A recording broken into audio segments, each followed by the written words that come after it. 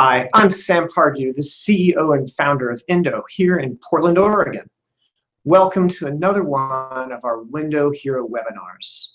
Our goal with these webinars is to create a deeper understanding and appreciation of the value of historic wood windows and how they're integral to a building's character. I actually invented Indow inserts to block the drafts in my own 1906 Portland Craftsman bungalow without damaging its beautiful original wavy leaded glass windows. The window replacement industry has a powerful voice, and the message most homeowners hear is replace, replace, replace. They should replace their windows if they want comfort and energy efficiency. That's the voice I was tempted by before realizing that I could not bear Indow. Right now, across the country, historic buildings are having their windows unnecessarily ripped out. Often, homeowners just don't realize surgeons of skilled artisans who can repair and restore the original wood windows. Often, getting a pulley cord repaired or basic repairs might just cost $50. Such a great investment to preserve the priceless integrity of your home. Sometimes these craftsmen are hard to find, but they're starting to band together. That's why we're honored and delighted to have Alison Hardy to speak here today. Alison owns Window Women of New England and Massachusetts, and together with her team repaired over 1,300 windows last year alone. That's a lot of windows saved. Alison is a major window hero. She heads the newly formed Window Preservation Alliance and will speak today about the importance of saving windows across the country and how greater awareness and understanding can help preserve the heritage of buildings in the United States. With no further ado, I'd like to turn it over now to Alison Hardy. Thanks, Sam, and thanks to all the wonderful people at Indow Window who've been so great about setting this up and helping me through the technology. As Sam said, to carry on with Sam's story, I own an 1850s farmhouse here in Massachusetts and often have been told to replace the windows, which I'm not going to do.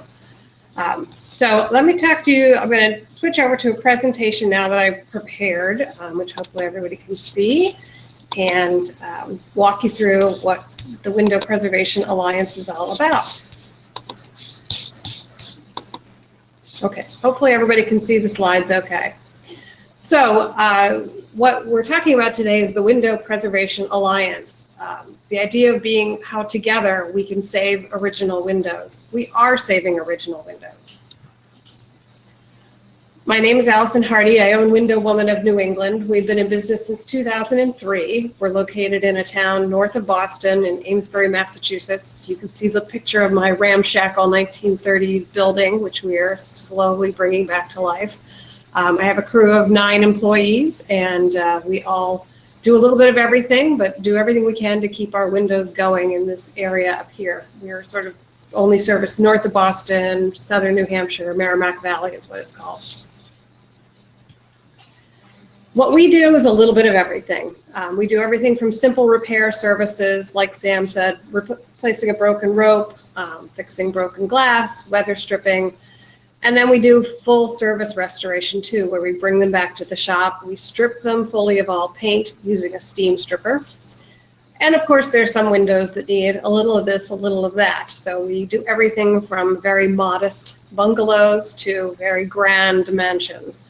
It's a nice range of things. We, in New England, are blessed to have buildings that date back to the 1700s. So we get to see all sorts of window innovations over the years, but usually we can fix them. These are some of the windows that we've worked on recently. The one in the center is one that is currently in the shop. Those are bowed windows. Those are lots of very small panes of glass. It's a beautiful 1890s mansion that was been converted into condominiums. The brick building is 1805 Hamilton Hall in Salem, Massachusetts, designed by Samuel McIntyre. And I can tell you that Samuel McIntyre artistically had a very good vision. Construction-wise, not so much. The other picture of the double house is from a nearby town. You can see the blue building has had its windows replaced. And if you look at the third floor windows, those sash actually go up into the ceiling, up into the wall. The blue house had it replaced with side-by-side sliders. It's this kind of stuff that makes me crazy about replacement windows. If you could at least be sensitive, it would be nice, but they rarely are. So out of this, we created the Window Preservation Alliance. How it came about was there's a show, the Traditional Building Conference. It's a series of conferences that are held across the US, and they decided to focus one of the conference series on windows that was to be held in Boston in this past April. And several of my fellow window restorers and I got invitations to be sponsors or exhibitors at this event.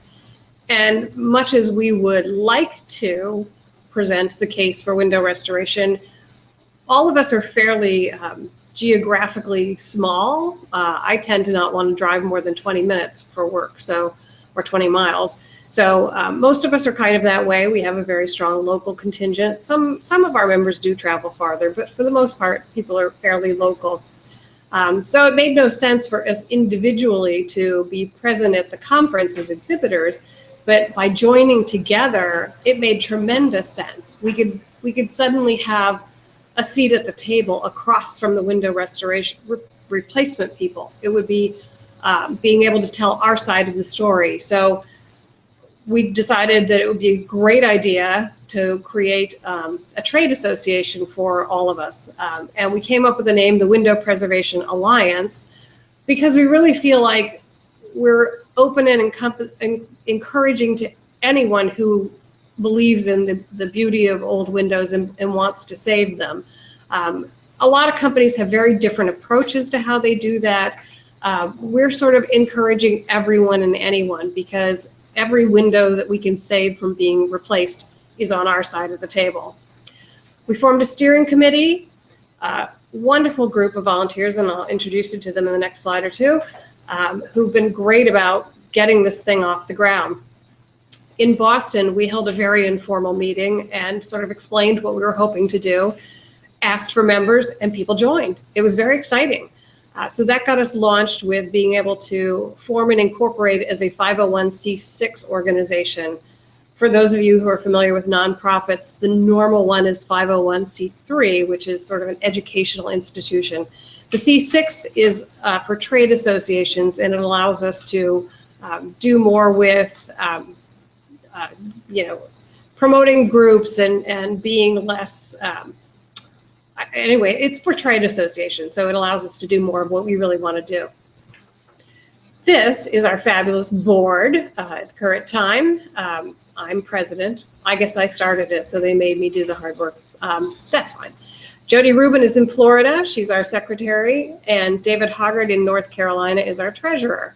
Our other board members are John Leaguewater in Grand Rapids, Michigan, Mary Beth Robb in New Jersey, Mark Bagala in Maine, and Steve Quillian in Tampa, Florida.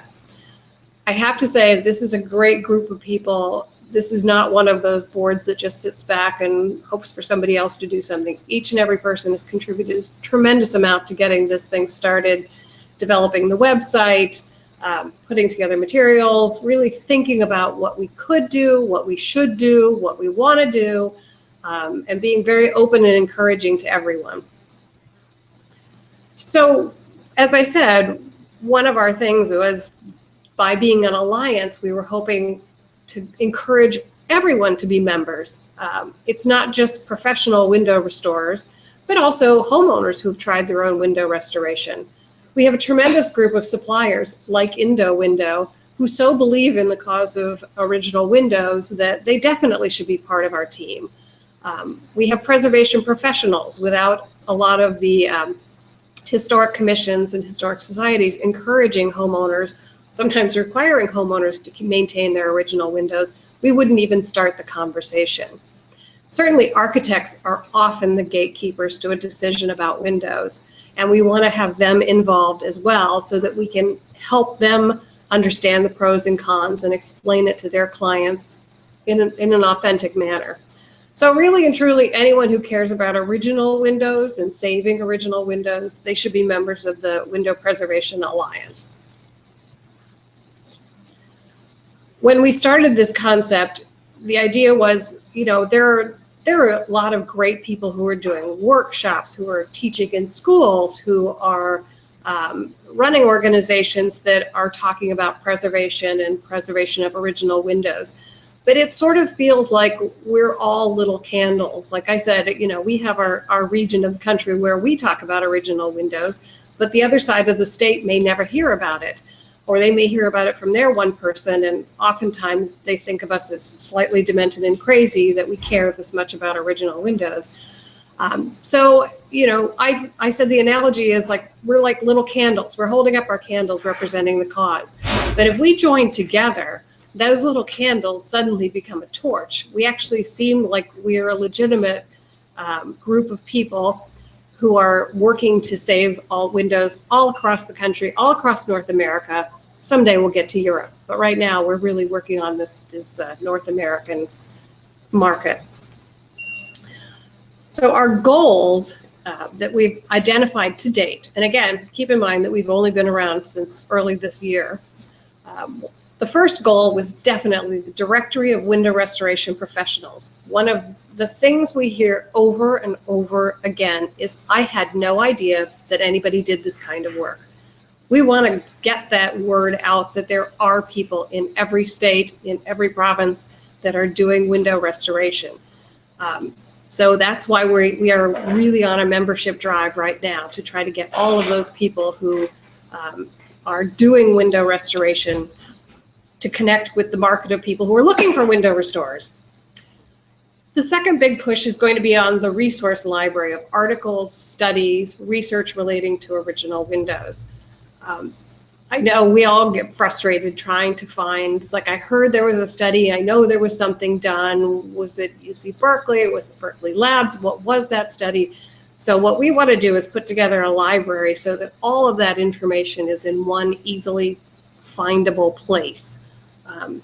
That's going to take a lot of work. Again, we're just getting started, so be patient if something you know about isn't on the resource library. Certainly send an email, let us know. If you have a book, if you have a paper, if you have something, pictures even of work that has been done, let us know so that we can include that. An interesting thing that came up is that several of our members have been working on trying to streamline the EPA's renovate, repair, and paint laws regarding lead paint. And there are checklists and there are rules and regulations on how you want to do that. And a couple of our members have developed some apps to make it easy to keep track of all those records in one place, make sure that your crew goes through those lists cleverly. So rather than reinventing the wheel by each of us, if we can share that amongst ourselves and make it sort of an industry standard almost of how to accomplish the goal of complying with the EPA RRP rules. The one that I'm most excited about is specifications that make sense that architects can use. We often, and in fact, there is a group on Facebook called the National Association of Window Restoration Professionals. We just sort of created it, a very silly name, and it was kind of the impetus behind the WPA, was that there is this group and they're very passionate, and how do we make them into a legitimate group? But there's been endless discussions of specifications that have come in from architects that really just, that they cut and paste from somewhere, but we don't know where. So if there's a way that we can develop a specification that architects can use that actually does encourage window preservation the correct way. That's an ongoing task. It's going to take a bit of development. Again, we're hoping to put together some working groups that can attack those things and really make sense out of probably one of the biggest frustrations for window restoration professionals, is getting a specification that you can use. Our activities that we have planned or have already done is, we don't really want to have our own events necessarily. We like to partner with other groups, such as the Traditional Building Conference Series. We already had some meetups at the Preservation Trade Network's International Preservation Trade Workshop in Burlington, Vermont this year. The Window Preservation Standards Collaborative had a meeting out in Illinois that many of us attended. We're hoping to have a presence at National Trust events.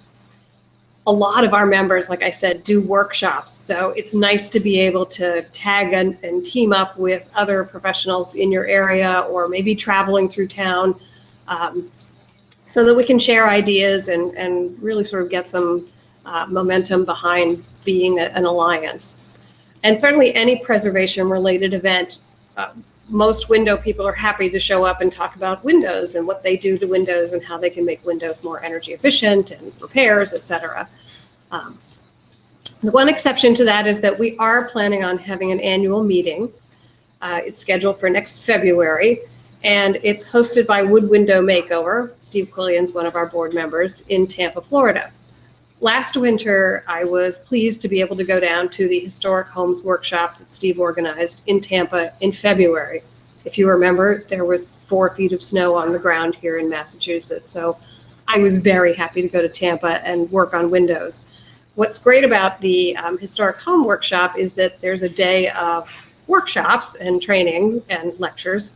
And then on the following day, there is a community activity where we actually get together with members of the community and restore some windows on a project. This year, Steve has the United Methodist Church in St. Petersburg? No, it's in Tampa, that will be doing some window restoration work for them. So they get some pro bono work, and we get to work with members of the community and really give back our skills. So it's an exciting time. The annual meeting that we're hosting, we will be electing some new board members. We decided to do the board so 3 members have a 2-year term. The first year members have a 1-year term, and then they will become 2-year terms. So we stagger the board. So we'll be electing board members at that meeting. We've been talking about doing things like a walking tour of Tampa's historic sites, doing some skill building workshops or skill show-offs, if you will. One of the things we keep talking about is the Glaze-a-Palooza. Here's a 6-light sash. How fast and how well can you glaze it? So we're still working on that. I'm putting together a committee to work on how to organize this event. So if anybody is interested, please let me know. So those are some of the things that we're working on. Again, most of our focus on activities is working with other groups who are already hosting activities and presenting our bit of window information as part of those events. So the Window Preservation Alliance now has a website, windowpreservationalliance.org. We also have a presence on Facebook. We're looking for guidance if somebody has other places where they would like to see the Window Preservation Alliance, but we figured those were the 2 basic ones that would get the group started. And I guess the reason why I'm here today is to explain why I think you should join the Window Preservation Alliance. First and foremost, by forming an alliance, we can better raise awareness of window restoration. Like Sam said, the message that everyone hears is replacement, replacement, replacement. In fact, it's become like piano. Nobody talks about, do you have a piano anymore? It's, do you have a grand piano? Do you have a baby grand piano? It's the same. When you mention windows, the word that immediately comes to most people's mind is replacement. And we need to change that. We need to get them to start thinking about repairs and restorations. One of our members calls it refurbishing windows. Whatever it is, we need to get the out of something that is placement. So by forming an alliance, the more of us who are saying the same words the same way, the more we can get the message out. And certainly, I think a lot of people know that being a member of an organization lends credibilities. You're not just the Chuck with the truck who's out supposedly re-roping windows. Now you're a member of a Window Preservation Alliance. We created, for people who are joining this year, before the end of December, the Charter Member Badge. These are people who have, God love ya, have signed up for this fledgling organization and really given us some wind beneath our wings to get this thing off the ground. So we created a Charter Member Badge, which you see at the bottom of the screen here, that will be with you forever as you're a member of the Window Preservation Alliance. It's exciting for us when we see it pop up on other people's websites, when we see it on their letterhead, we see it on their email signatures. It's nice to know that people are enthusiastic about being part of the Window Preservation Alliance. So together, we present a stronger argument for the preservation of original windows. again, what I find in Boston, there are probably 7 or 8 companies who do window restoration. We send business to each other. We partner up on some bigger projects. I don't really think of it as competition necessarily, because each of us has a slightly different type of market that we like working on. And the fact that there are so many of us here who are talking about window restoration means that it comes up more often. Rather than just hearing replacement windows, they often hear, I've heard about somebody who does window restoration. We really should get in touch with them and at least get their side of the story. We've even had some success with historic commissions requiring that applicants get a quote for window restoration before they are allowed to even consider window replacement. So that's a tremendous movement for us, one that's really been great for getting people to slow down, find out what they have, think about what they have, let us show you how beautiful they can be. Oftentimes, a window is just simply dirty and people want to throw it out because it's dirty. I'm like, oh, give me half an hour, I can clean this puppy up and it'll be beautiful.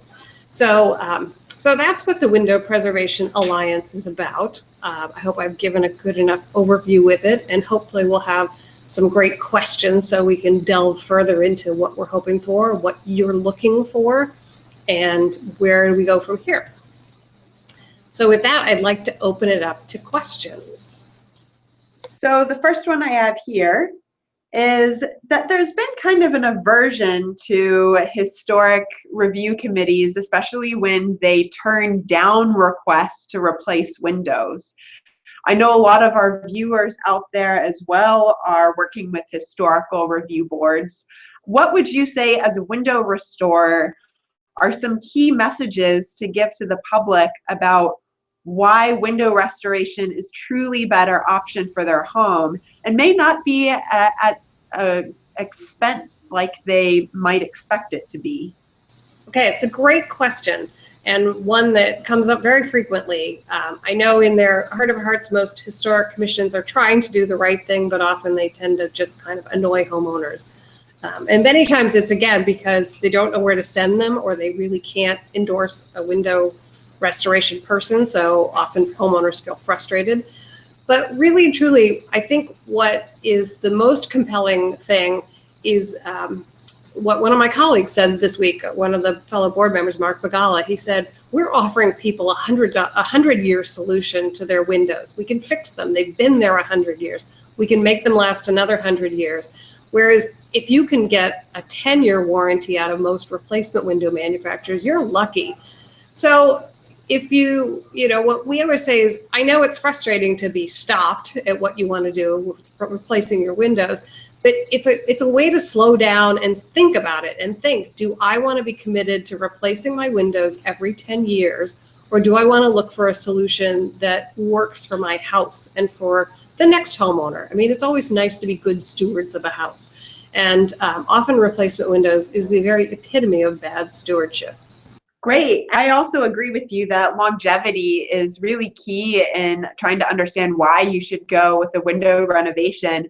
The other that I've known is craftsmanship. Can you tell me a little bit about what it takes to be a window restoration specialist, and maybe even compare that to what it takes for someone just to replace out your window? Also a good point. Well, for me, because we hire a lot of people, it's interesting. What I usually look for is somebody with an artistic background. We don't often look for people who necessarily have construction skills. We're looking for people who have an eye, who can see the balance and the proportion and where your eye tends to go on a window, because we often don't want them to be perfect. We want them to be pretty, and we want them to be more original. And so we're looking for people who are good with their hands, who have a good visual eye, and can learn some very straightforward carpentry type of skills. The working on the window sash themselves tends to be fiddly, fussy, small work. Working on the window openings can tend to be much more construction related. And it's what's interesting to me is you have to have a great deal of humility when you work on older buildings, because whoever built them did, usually, if they're still around, they did it right. So what we want to do is not screw it up. we want to do it right too. So we have to look at how it's put together. Like I said, in New England, we often come across windows that are 200 and 300 years old, and the construction is very different than what we see now. And you can't just apply the same set of steps that you always do to a window that's from the 1750s. So we have to be respectful of that. And when I see replacement windows, or when I see contractors who've only done replacement windows, they expect everything to come in a box. They want to just open the box and take it out, put some goop and squish it in and drive some screws into it. That's the extent of their skill. My people have to learn how to do window ropes, window chains, weather stripping, a bit of carpentry and construction. They have to learn how to glaze windows. They have to cut glass. They have to paint. So it's quite a complicated set of steps. And I think we tend to attract people who aren't show me what to do and I'll do it every single time. We're not factory workers. We're not production workers. We tend to be kind of quirky and results-driven workers. So it is a very different skill set. And some days we would like to be able to open a box and put it in, but we rarely get that sort of simple work to do. Well, we have one question from Marissa here. She says, there's a substantial backlog in window restoration around Greater Boston. And that in and itself is a deterrent, making the homeowners choose replacement just because of timing. Can you comment? Absolutely. There's an unbelievable backlog of work. I often, we're called window woman, and I feel like I have my golden bracelets on because we're often just fending off people because we just don't have the capacity to do it. What we're hoping for with the Alliance is that we make people aware that there is a tremendous financial opportunity for somebody who's willing to take on window restoration. There is no shortage of work all across the country. Yes, it's fussy work. Yes, it's time consuming, but it's a great way to earn a living. And it's a great way to employ people. There's just so much need for it once people realize that we can do it. So it is frustrating that there is a backlog because for us to do a 6/6 window takes us close to 20 labor hours, which is a lot, as opposed to running to Home Depot, buying a box and stapling it up. So I get the frustration, I really do. And that's why we're really trying to encourage more and more people to get into the business of window restoration because it's a great business to be in. We have a suggestion from Eric here. He says, one suggestion for raising awareness would be to start promoting the Alliance on LinkedIn to similar professionals and historic property owners. Maybe utilize that resource, and thank you for all your hard work. That's great. I often forget about LinkedIn. I don't know why I always think of it for my corporate friends and not as my tradespeople friends. So that's a good idea. We should get on LinkedIn and really start working the networks there because I think there are more people that we could reach there than through Facebook. Great. And then we have a question from Robin. She says, I am in the Buffalo, New York area, and I live in designated in a national historic area. I want to keep the integrity of my windows. Do you have any recommendations for some window restoration experts in my area? And to that point, anyone nationally, where should they go in order to find a window restoration professional that's recommended? You should go to windowpreservationalliance.org and click on the directory button. And that will lead you to, I know at least 2 people who are in that Buffalo, Rochester area who do window restoration. And I think there's some across the border in Canada as well. But there are definitely people who are up in that area who do great work. So go to windowpreservationalliance.org and click on directory, and you should hopefully find somebody. Like I said, we're just getting started. So we have close to 60 members right now. We're reaching out and trying to get more members because I know of at least 250 window restoration professionals. So we're hoping to get them all as members and into that directory so you can find them. Wonderful. And it looks like we're coming to the end of our questions. So if anyone has any more, enter them there. Alison, I'll ask you, we went to the National Trust for Historic Preservation Conference, and there was a lot of discussion around this balance in between the need to restore historic buildings, and also this need to keep up with sustainability measures that are quickly developing. And that's the reason why a lot of people choose to replace their windows. You know, they want their home to be more sustainable. What can they do specifically around the window space that can make sure that they're meeting these upcoming technologies, but still balancing out this preservation and restoration ideal? Well, it's interesting because the concept, or I think the accepted knowledge, is that old windows are energy inefficient, when in fact study after study done in Great Britain, done in the Netherlands, done in the US, have all shown that old windows get a bad rap. They actually are pretty darned efficient, and combined with something like an Indow window or an exterior storm window, they're every bit as efficient as new windows. And throwing them out and replacing them for maybe a 2% gain in energy efficiency is insane. They would be way better off putting insulation in their attic. In fact, whenever you talk to any energy building conservation experts, people who do energy audits and energy testing, they will always tell you that windows are a very, very tiny percentage of energy waste in a home. There's far more ways that you can improve efficiency without harming the original fabric of the building. So I think one of the challenges for the Alliance is to get that message out there and to get that research out there to say, wait, it isn't true. You are greener if you save what you have than if you chuck it into a landfill and buy something that's going to last 10 years. It's that longevity cycle. It's that, the resource cycle. It's just crazy. It is the quick fix to just put something in, but it doesn't make sense if you actually look at the science.